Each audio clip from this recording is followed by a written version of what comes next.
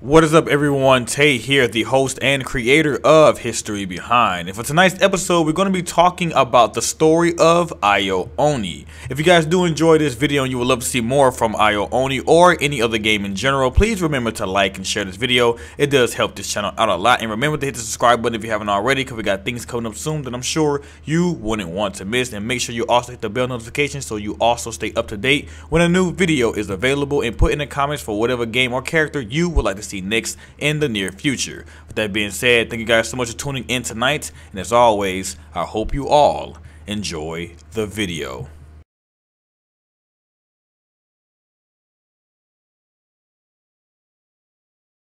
The game starts off as Hiroshi and his best friend Kazuya are walking home from school, discussing about a new video game that Kazuya bought until they accidentally bump into Takuro and his gang Megumi, Takeshi, and Ryota, who resembles Hiroshi in later versions.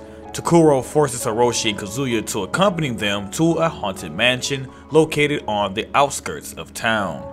The six arrive in front of the mansion and enter. A while later, a sound of a plate being shattered is heard, and Hiroshi volunteers to investigate while the rest wait. Searching in the kitchen, the door behind Hiroshi opens, and the scene cuts to the five waiting for his return. After receiving payment from Kazuya, Takuro heads to the entrance door and tries to open it to leave, but it's locked somehow.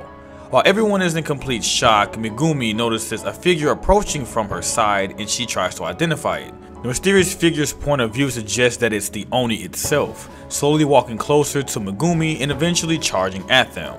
The scene turns to Hiroshi at the time the door opens behind him. A white cat comes out and dashes away after seeing him.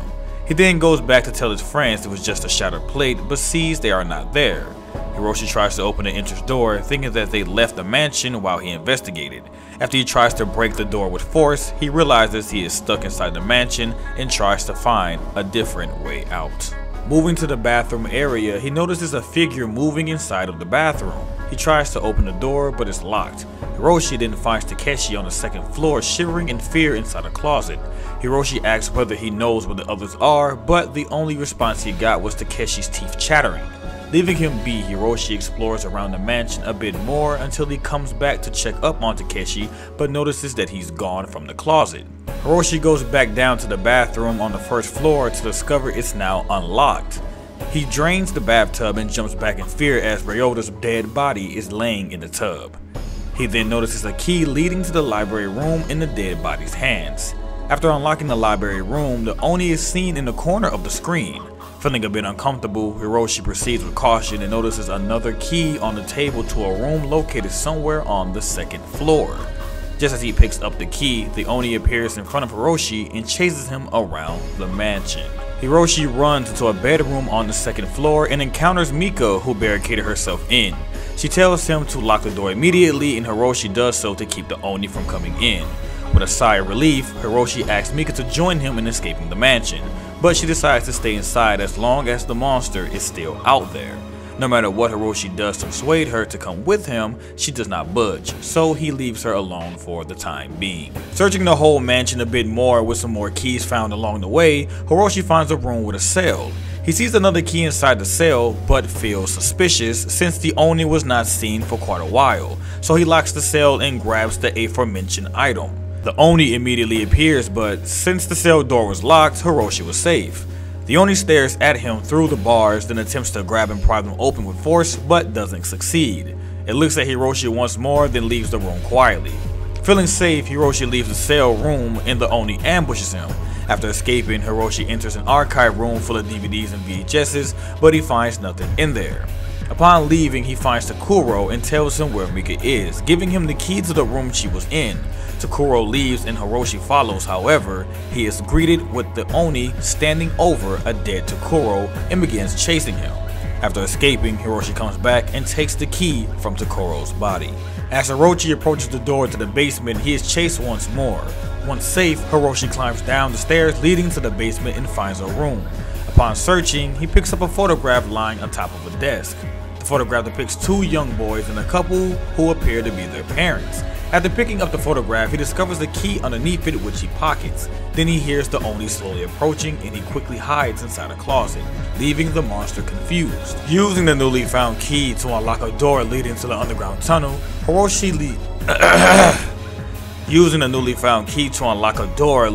underground tunnel, Hiroshi heads deeper inside and eventually finds a rope ladder leading to a way out.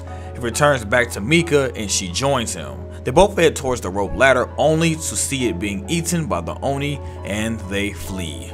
Meanwhile, Kazuya wakes up finding himself sitting in a corner of a bathroom. He leaves the mansion from the now unlocked front door and later realizes that he originally came here with Hiroshi and Takuro's gang.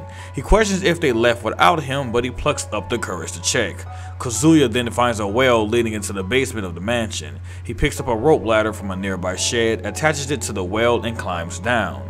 At this moment, Hiroshi and Mika, while in pursuit, ran back to the basement. They reunite with Kazuya with the Oni still close behind, and the three climb up the rope ladder. They drop the rope ladder to keep the Oni from climbing it, and Hiroshi peers inside. He watches as the Oni clawing up the walls of the underground tunnel with teeth bare. It scares the trio as they flee back to town. Hiroshi knows he couldn't tell anyone about what he saw that day, but he wonders what was the truth behind the mansion.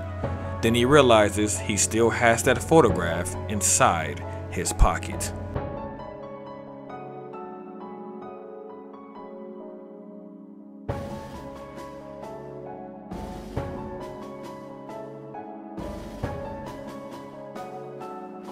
The Ao Oni, or known as the Blue Demon, or just known as Demon, is the primary antagonist of Ao Oni. It is the main inhabitant of the mansion, and along with the other Oni variants, the only enemies found within the series. The Oni is a tall blue creature with a large head. Its face resembles that of a normal human being except for its eyes, having one of them bigger than the other. It also has a body that seems to have no hands and has a visible chest and or stomach. It usually has the same bemused expression on its face. The back of the Oni's head is black, suggesting either dim lighting or possibly even hair. Surprisingly, the Oni is able to change whether it has teeth or not and seems to be able to open its mouth unusually wide, almost half the size of its head. The Oni also has infrared vision, which lets it see living things through body heat. The Oni is a creature that lives in an abandoned mansion on the outskirts of a town in Japan. Not much is known about the Oni, but it lives with many creatures that resemble it. It is known to feed upon people.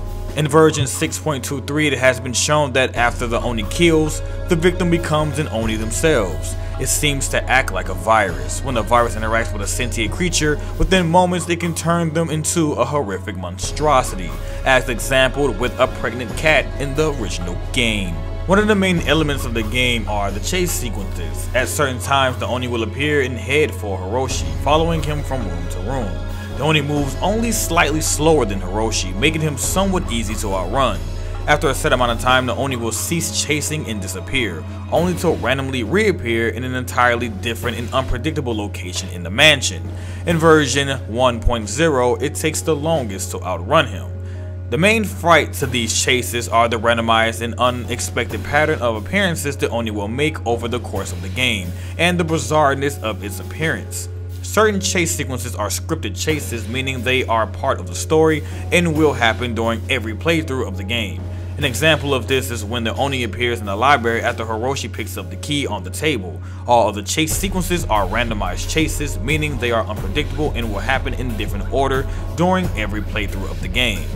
There are a large number of open doors and closets in the mansion that the Oni has the ability to enter from, and the player must consistently be aware of these. In version 6, most chases last somewhere between 8 and 10 seconds. To outrun the Oni, you must evade him until the timer runs out, and then leave the room.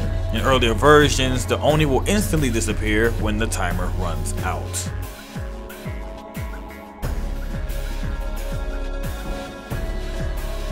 So here's a quick little bonus I want to throw in here that I just discovered not too long ago. There is an animated movie and an actual movie of Ao Oni. If you guys want to check that out, I will be leaving a link in the description where you can come watch the animated version of this movie absolutely free.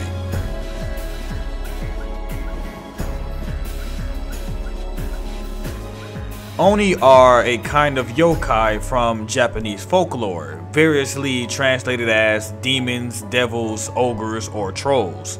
They are popular characters in Japanese art, literature, and theater. Depictions of the Oni vary widely, but usually portray them as hideous, gigantic, ogre-like creatures with sharp claws, wild hair, and 2 long horns growing from their heads. They are humanoid for the most part, but occasionally they are shown with unnatural features such as odd numbers of eyes or extra fingers and toes. Their skin may be any number of colors, but red and blue are particularly common. They are often depicted wearing tiger skin loincloth and carrying iron clubs. This image leads to the expression Oni with an iron club, that is, to be invincible or undefeatable. It can also be used in the sense of strong beyond strong, or having one's natural quality enhanced or supplemented by the use of some tool.